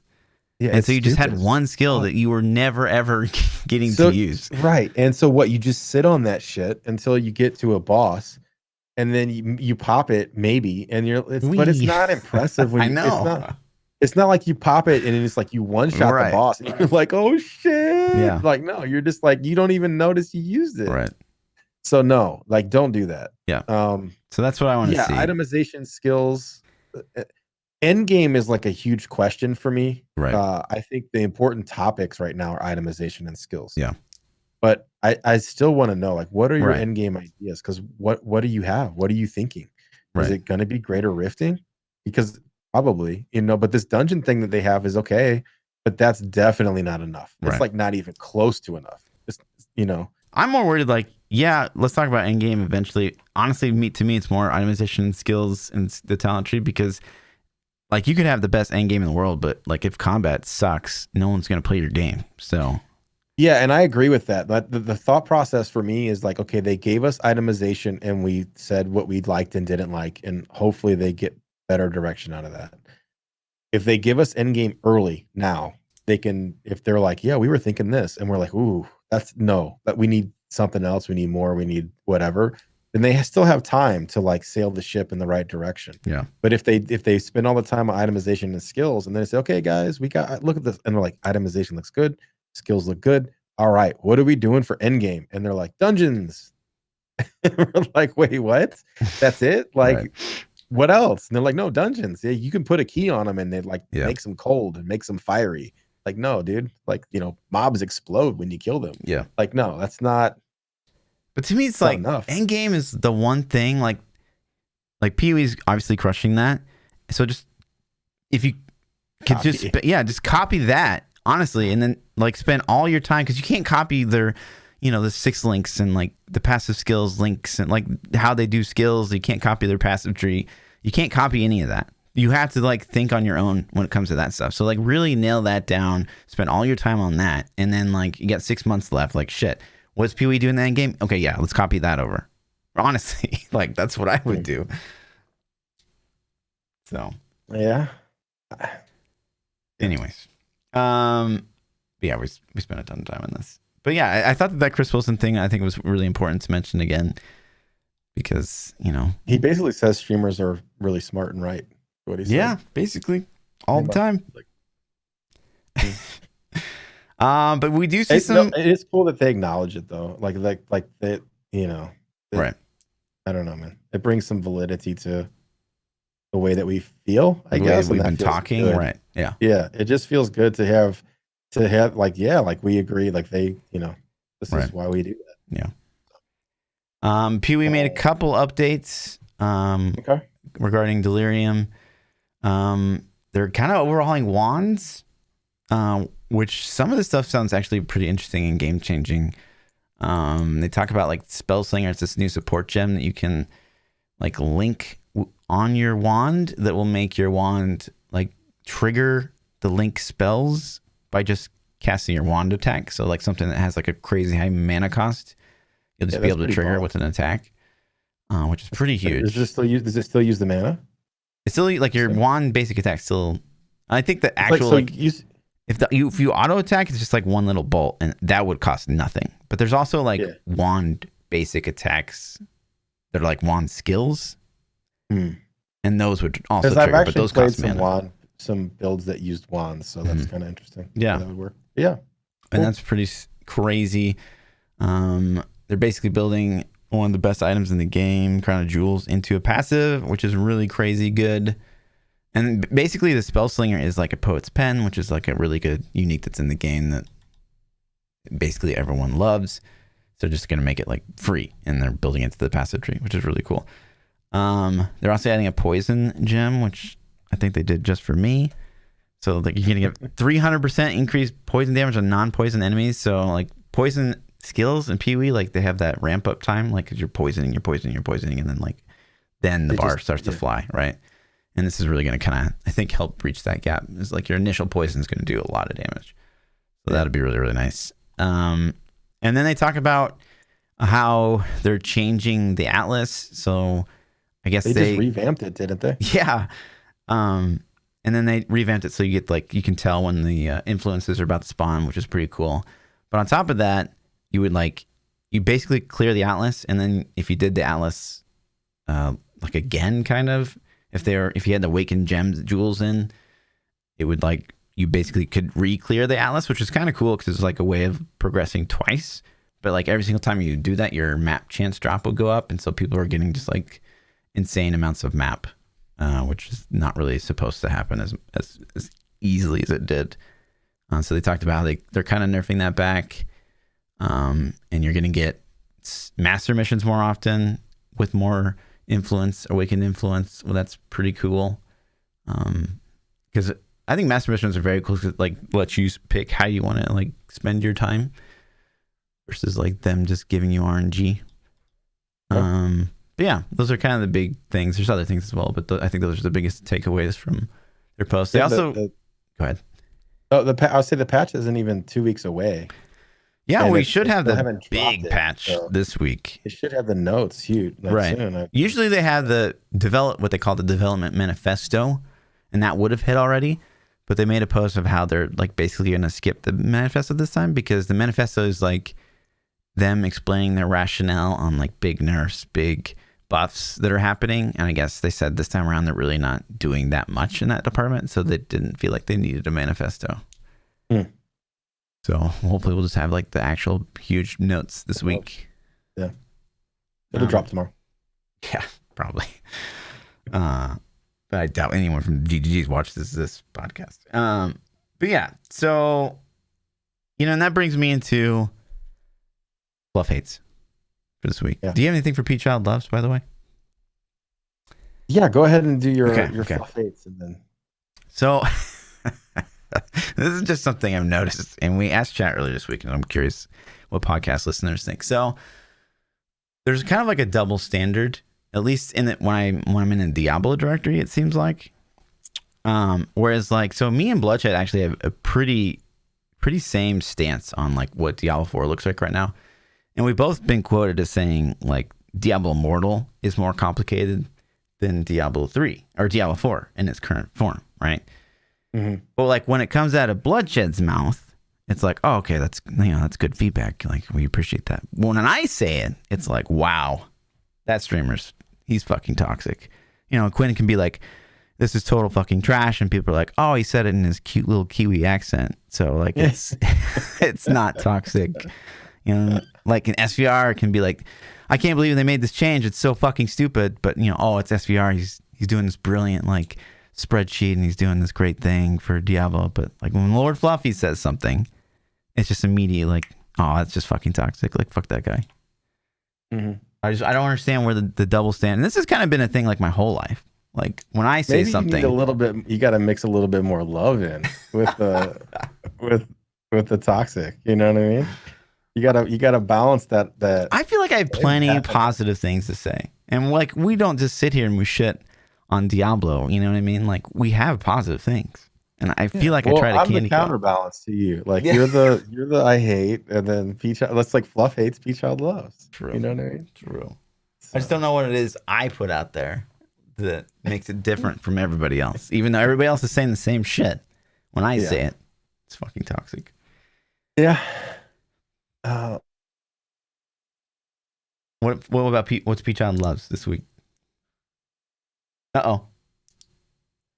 PChild loves Discord breaking? Uh-oh.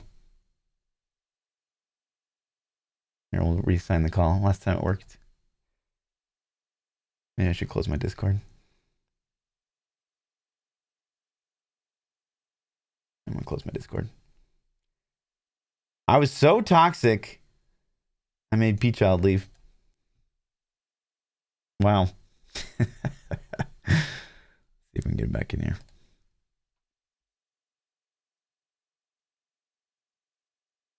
Your PC ripped?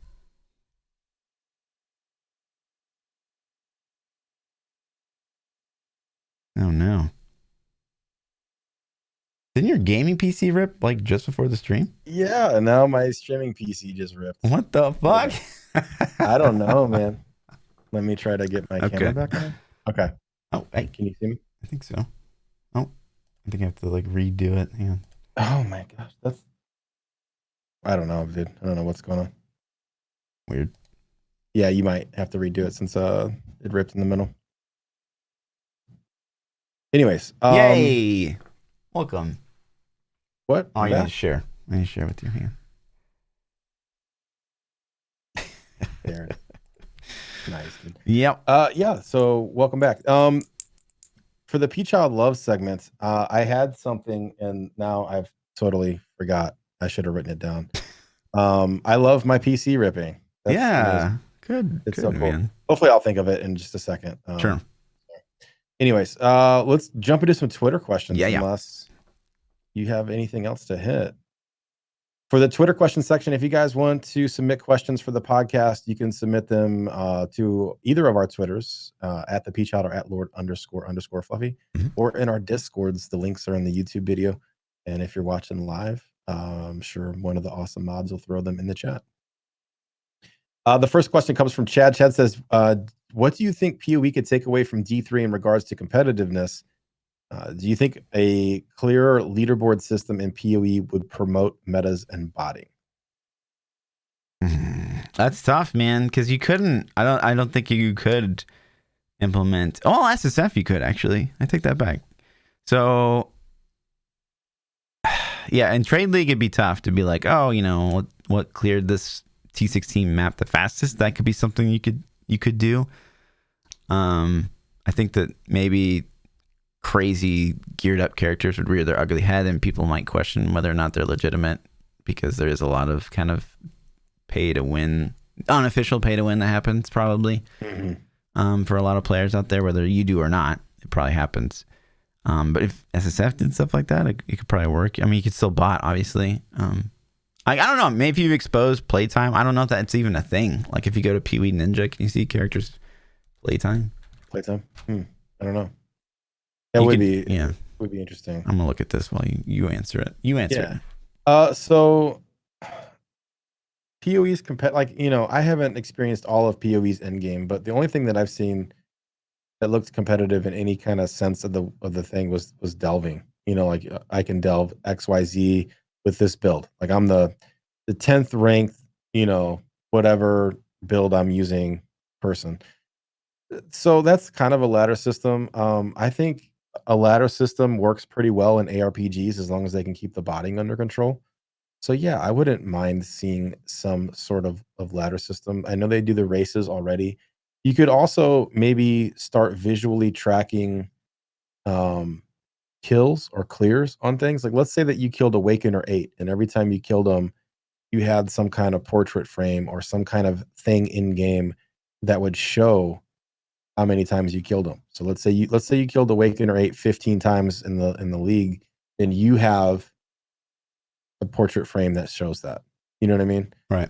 So you could also competitively do that, maybe. I mean, that's I don't kind of know. already a Would thing. people give a shit about that? I don't know. It's kind of already a thing. So like, there's the achievements in PoE they're pretty tough to get, like all of them unlocked. Yeah. And some of them, like I think one of them was like one of the achievements was like kill Awakener 8 like 100 fucking times. Like, yeah, insane. Like I think I killed him like 15 times maybe. Yeah. And I played like 800 plus hours. So is it 100 times in a league? Yeah. Or just total? 100 times in the league is one of the league achievements. So, I mean, which on Trade League is probably like totally easier because it's like you just gear up way faster and your gear's insane and you one-shot things. But SSF, that'd be quite the achievement. Mm-hmm. So yeah, that's because the only D3 competitiveness that even exists is leaderboards. Yeah. So when you ask the question, what could PoE take away? It's really, could PoE take leaderboards? Right. Yeah, sure. I think it could work. Other games have leaderboards, and I don't care about them though. Destiny had leaderboards for clearing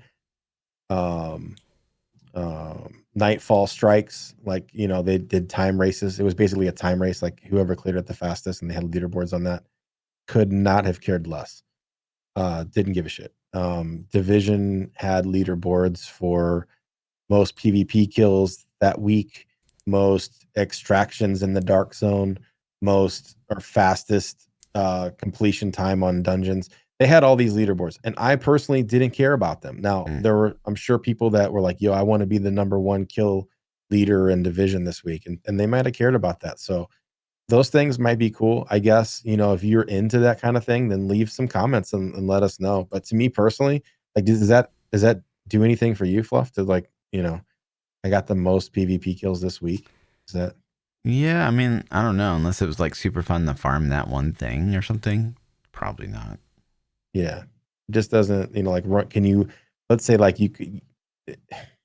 It's different with Diablo. I mean, because that's all Diablo has, right. I guess. So, I guess we gravitate towards leaderboard because that's it. Like, if you want to do anything competitive, that's what you're doing. You're doing leaderboard. Right. Yeah. And if you ask me what I want them to add, like who cleared a Greater Rift 80 the fastest, if there was a leaderboard for like Greater Rift 80 the fastest, yeah, yeah, sure, I'd be down. I think it'd be fun to add that. But in other games, if you asked me if they added something like that, I'd be like, why waste your time? No, it's stupid. But I think it's just because D3 doesn't have it. And maybe because I like D3 more than those other games. I don't know. Right. So, yeah. I think it would work. Question, but do you have any more to add to this? Yeah, I think like if you ever did a leaderboard, you'd have to kind of do it like PoE Ninja does, where you'd break it down by your main skill. Just like, how Diablo should have leaderboards broken down by like set.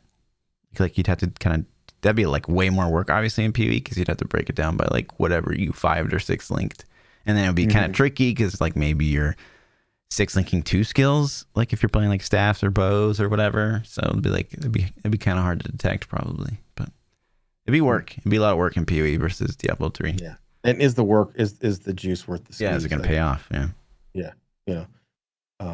Demonic Grizz says, with PoE and D3 dropping on the same day, what are you guys going to be playing? Talked about it a little bit. I'm going to be playing Diablo. This was D3 and PoE, or was this D4 and PoE too? I forgot. No. He's saying this season. What are you going to play? What are you going to play Friday? Yeah, I'm reserving until I see the patch notes. I've got a whole thing of pros and cons that we'll probably talk about next week, assuming there's not other news. But yeah. Okay.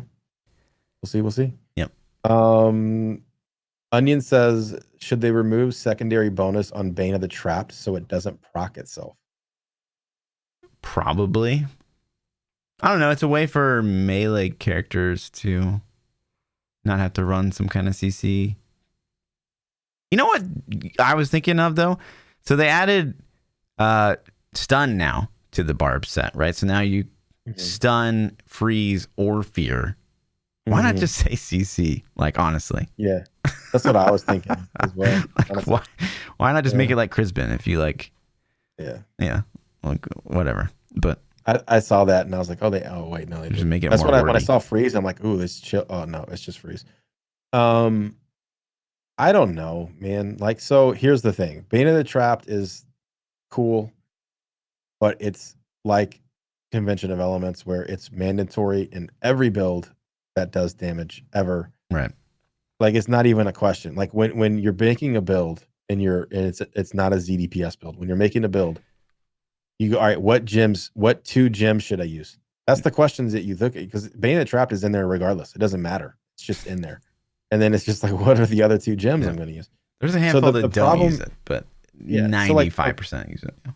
could you remove Bane of the Trapped, or could you remove the proc on itself? I guess, man. But then you're just nerfing stuff just to make variation. Right. So if that's the case, then just redesign gems altogether. Like, Yeah. let's just not just do trap. Let's just redo all the gems. So I vote no, unless they're going to do a rehaul of all of them. Yeah. So, I mean, I would hate that in particular because I play a Necro. And so now I basically can only do my damage inside like Land of the Dead window. Like, I can't do any damage outside of Land of the Dead, basically. Because Crisbin plus Bane of the Trap would basically work like Crisbin Sentence now. Like, that sucks. So I would hate that. yeah. Eddie said, if there is no race competition in PoE, can't you simply play Diablo till you burn out, then switch over to PoE? Or do you need the full season of PoE to play or something? Question. So Fluff can answer this better. Me personally, I'm going to do just that. I'm going to play Diablo for probably 2 weeks or so until I burn out, and then I will start playing PoE. I will be behind. Like, there's just something cool about playing at the start of the league. It's just like, it's like if I came to you and I said, hey, we're going to play Diablo season 20, but we're going to wait 2 weeks to start. It's just not the same. Right. There's the hype factor that goes in with everybody being on at the same time, and it's like 3, 2, 1, go, and we all just start playing. Even if you're not racing, it's just something about the event. Right. It's the same goes for, like, so say, PoE or Diablo 3, you wouldn't start, 3 weeks in. Like, you're already dead in the water if you're starting that late, right? Mm-hmm. So if you're like on vacation, like we have been a couple times, like we're just dead. Like the season's dead because we weren't there for the start, and that sucks. But the same is true for like PoE Trade League. Like if you're not there for the start, you're kind of fucked. The way I play PoE, I play SSF, so it doesn't technically matter when I start. But there is, like what you said, there's that, there's the hype. There's the day one launch hype, and everyone's in chat, and they're all going through the same thing. Like we're all leveling and like going as fast as we can. Maybe we're not racing. What level are you? Yo, what did you get? Yeah. Oh, I just got this drop, man. And you're like, son of a bitch, you're lucky. I just got Tabula. Yeah, it's insane. Oh, I got a primal Tragul for my 70 solo. Right. And you're just like, really, dude? Right. Like so it's just fun to share those moments with people. Right. And that's what makes seasons and leagues so fun. Right. Is because of the reset. And so when you're resetting with everybody at the same time, it's like a launch, it's fun. So I don't, like I said, I don't even know if I'm going to get into PoE hardcore. I did have fun last time I played it, but I am disappointed that they're on the same day, and I'm not even a super PoE fanboy yet. And it's just like, dude, this sucks. So yeah, but I'm going to do exactly that. I'm going to come in late and see. Right. Big Unit 20 says, what is the highest rank you've achieved on the leaderboards? If you win as hard as possible, not playing other games and no real life obligations, how high do you think you could get? So I've been rank 1, but I didn't maintain that at all. The highest I've ended the season, I think in like season 3, I stopped pushing with a month left in the season. I was at rank top 20s, and I was competing with bots, and I just got frustrated as fuck. And I think I ended up at like top 75, maybe. I don't remember exactly, but I think it was top 75 that season. And that's the hardest I pushed, and it was crazy. Like if you looked at my Paragon versus the people around me, wasn't even close. I mean, it was just like, it was Crusader that season is what I was playing, and it was ridiculous, man. Right. How much advantage they have, because I couldn't play hard. But so I guess answer that first, and then we'll go to the second part. Yeah, so there's been multiple seasons where I've been rank 1 of the build that I'm playing. Does that make sense? So like I'd have to scour and be like, okay, I'm rank 1 pestilence, even though that's not the top build. So I guess it's kind of contingent upon that. But I think as high as I've ever finished, I think was 32 in season 13, 12 or 13. But I think we did the math because you scour people ahead of you. That's what you do, right? And there were 6 people that were ahead of me that were not botters. So I was ranked 7, but I was 32. That's how many fucking botters there were. Yeah, I didn't, back in when there's been a couple others where I've been top 100, I believe. I don't remember the exact number. But after a while, once you start fighting that and you realize, like, I think for me, it was season 3 and I was playing and I'm like putting in work and I'm like climbing the board. And then once I got like in the top 20s, I'm like, yo, let me start checking these dudes out. And then that's when it really hit me. Like every one of these motherfuckers is a botter. Yeah. Like every one of them, they have hundreds, like at the time, season 3, it wasn't thousands. It was like hundreds of Paragon on me. Mm-hmm. And like all these, these perfect rolls. And I'm just like, what is going on here, dude? And then, so to me, it lost a lot of the competitiveness because I don't get to play 8 to 10 hours a day. And B, I'm not cheating the system. So, right. But if I could, let's say I could play 10 hours a day, I don't know. I mean, probably, there's some good players out there. Sure. Man. I would say, I don't know, top 20 maybe would be, I'd be happy with that. So. The season I did really try to push, and again, this is like pushing with the hours that I can play in the way I like to play, which was like mostly solo. I had like 2K Paragon, and I did like a 117, which at that time was fucking insane. And the closest person with the 117 was like 3.7K, and I was at 2. So I don't know. I mean, I tend to think that I could compete for rank 1 if I had the time to do it, or the drive to want to grind 4-man metas. I think that would be my problem more than anything. Yeah, I agree. So the problem with me in wanting to push boils down to efficiency and just always grinding 4-man metas to get Paragon, and then farming keys to farm 2,000 or 3,000 greater rift keys to get those clears. Like people see like somebody get a 150 and they just instantly assume that like, oh, he can do it on every key. Like, right. no, he can't. He's not clearing 150 on every key. Right. He's not that powerful. He's fishing and fishing and fishing and fishing to get the perfect rift with the perfect mob types and the perfect pylon placement, and hopefully not fuck up the seasonal theme if that's what's helping him do it. Right. And then like getting the perfect rift guardian. Right. And then you got to get the RG. And then if all the stars align, you get it. Yeah. And so we're talking, and I'm not exaggerating, thousands of keys to get that perfect rift. Yeah. And to me, that's not fun.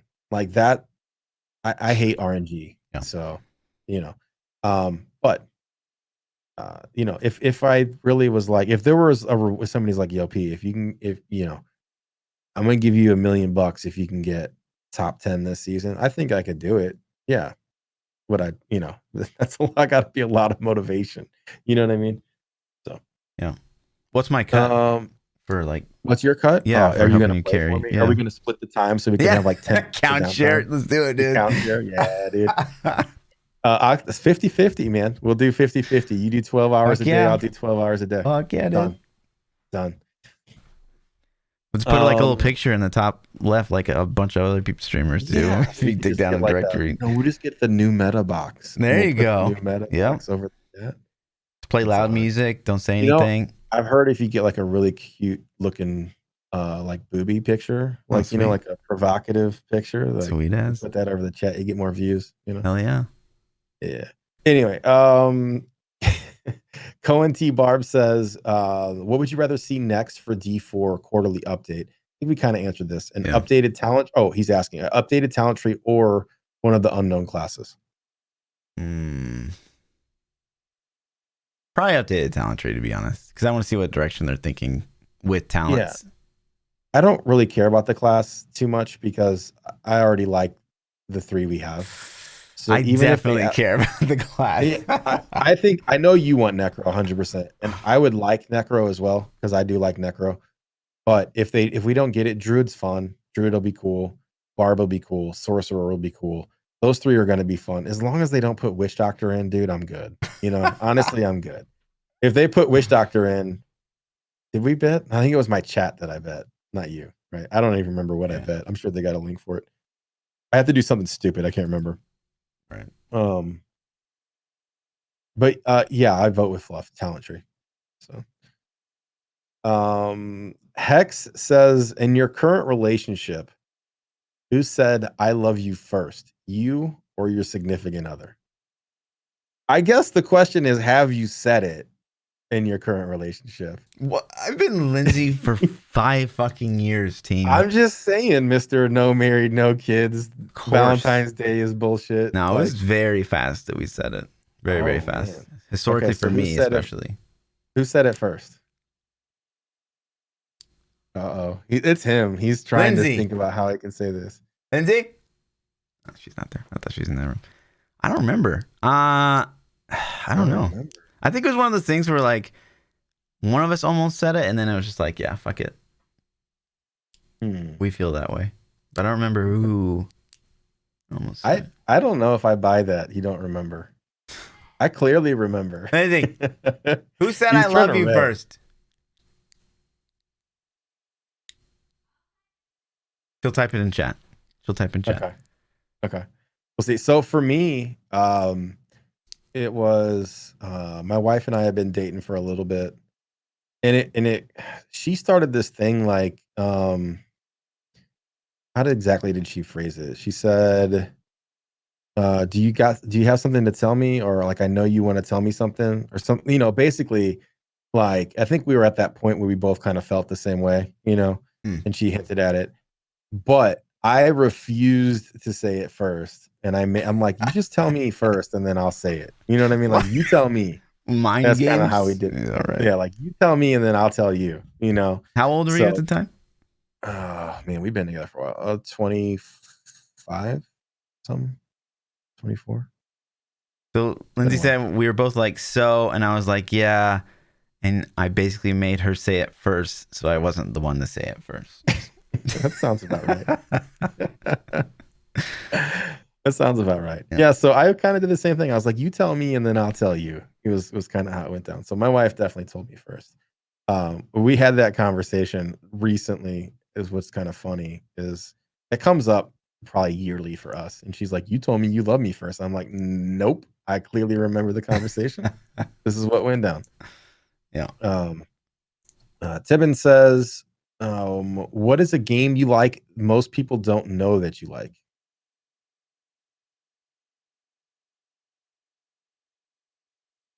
A game I like that most people don't know.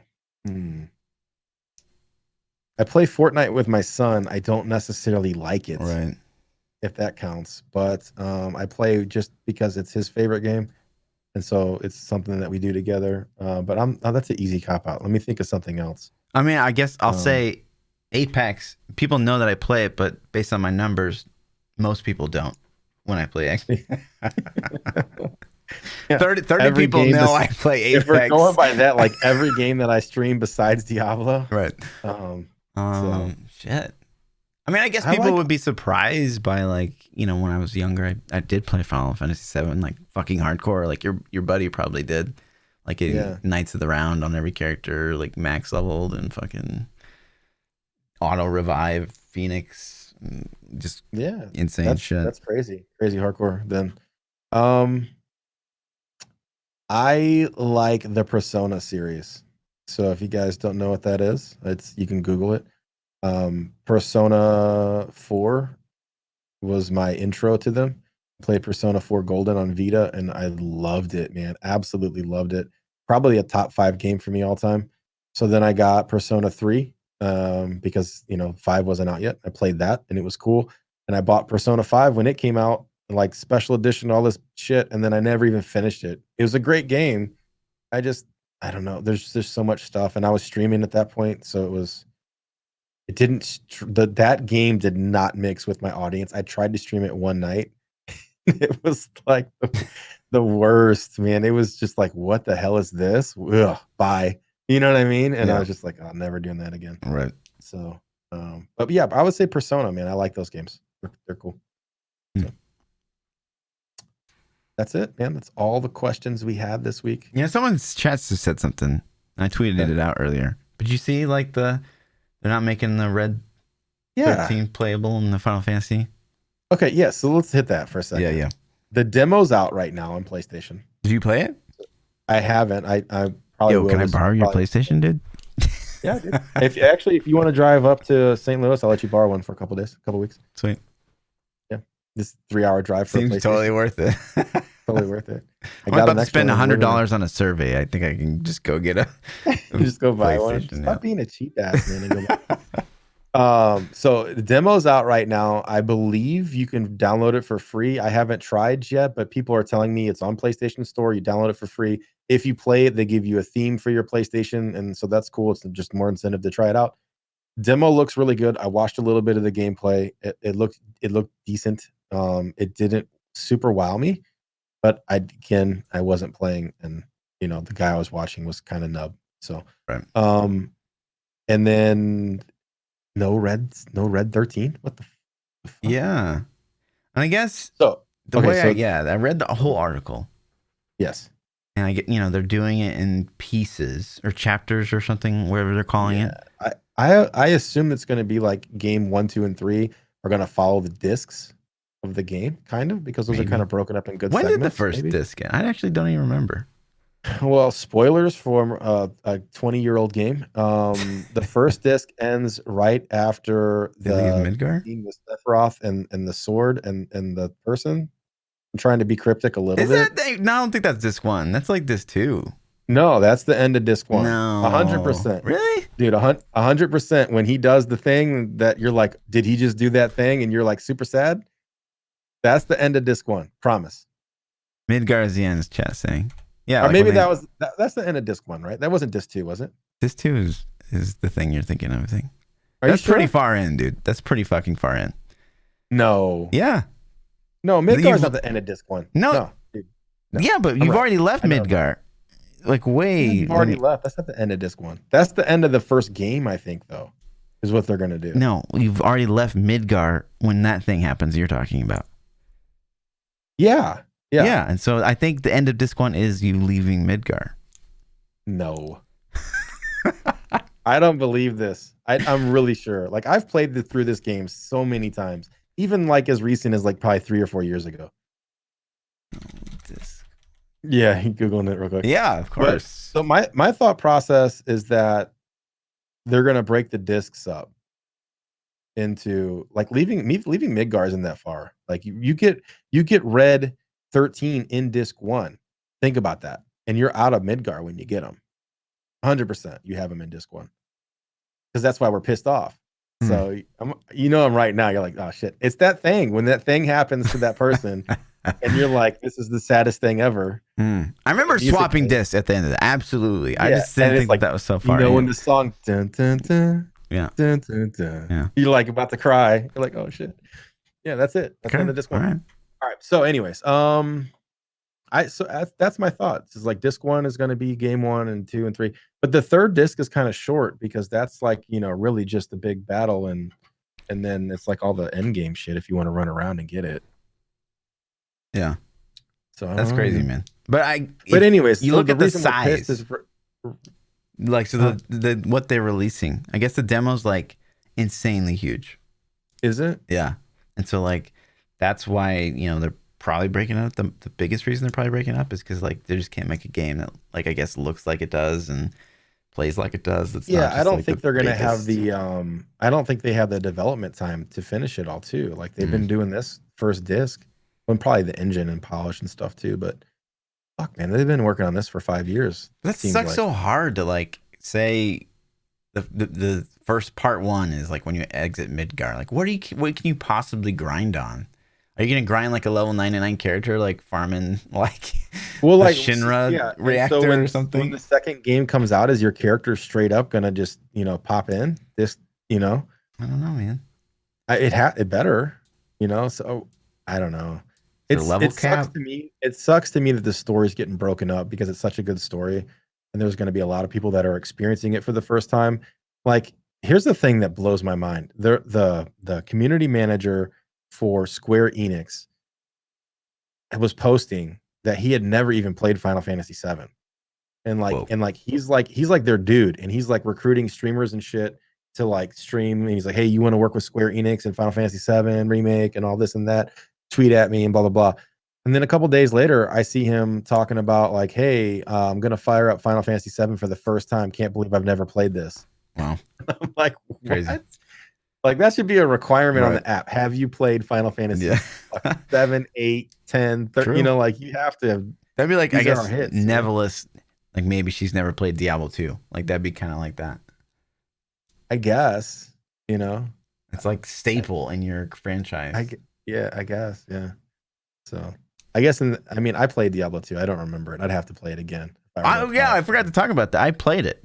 I played it saw this that. last week. I saw that. Holy it made me want to vomit. shit. I went and watched a little bit. It made me want to vomit playing it. Dude, so listen, man. I tuned in the stream. I saw you play. I'm like, is he fucking playing Diablo 2? There's no way. And I clicked in, and sure enough, you were. And I was like, it was so sick. It was so nasty. I had to like move like my screen. Like it was over to the side. And yeah. I was gonna try to show it, but yeah, like OBS, you just have to move it over, and then it was just like it was so slow. I guess Necro was just like, I don't remember Necro being so bad early on, but everyone's like, oh, it's because you're playing Necro. And it's just like, fuck, man. It was so how okay, take me. How long did you play it?